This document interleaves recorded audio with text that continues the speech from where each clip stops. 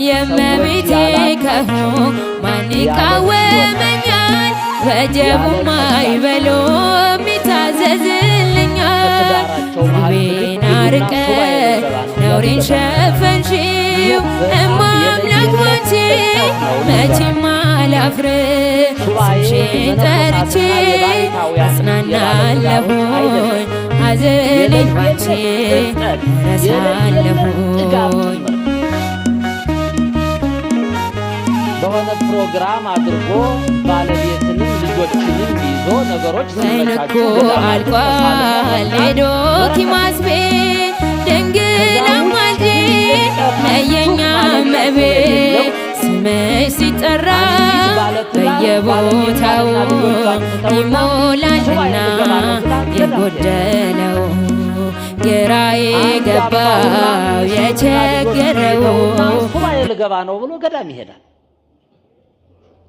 ግርም የሚል ጉድ እኮ ነው። እንደዚህ ያለ በራስ ምኞት በራስ ፍላጎት የምታደርጉት ነገር ይቅርባችሁ። አንደኛ ለነጋዴዎች ትጋለጣላችሁ፣ ገንዘባችሁን ትበላላችሁ። ሁለተኛ የጤና ቀውስ ይገጥማችኋል። ሶስተኛ ትዳራችሁ ላይም ችግር ይመጣል።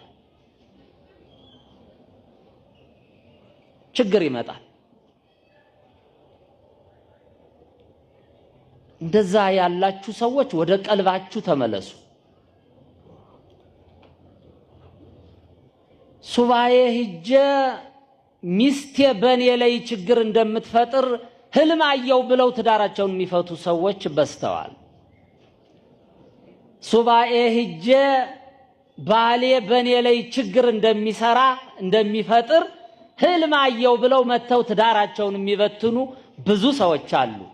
ከዚህ መካከል የመጋቢ ሐዲስ ንስሐ ልጆች የገጠማቸውን የንታ ይንጡ፣ ለሰፊው ህዝብ ምስክርነት ይስጡ። ይንጡ ስም አይጥሩ እንጂ ይናገሩ። ይንጡ ኑም አባቴ እንደዚህ ባለመናገራችን ብዙ ህዝብ እየተበደለ ነው። ይንጡ ወደ መድረክ ከኔ ጎን ይቁሙ። ይንጡ የእሳቸው ንስሐ ልጅ የገጠማቸውን ይንገሯችሁ፣ ሳያጎሉ ሳይጨምሩ።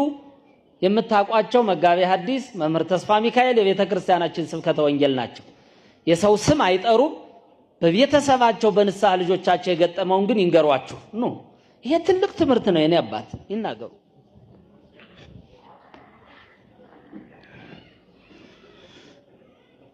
እንደምን አደራችሁ? ያው ለመታዘዝ ነው። ከንስሐ ልጆች ወገን ሳይሆኑ ከማውቃቸው የዛሬ 10 ዓመት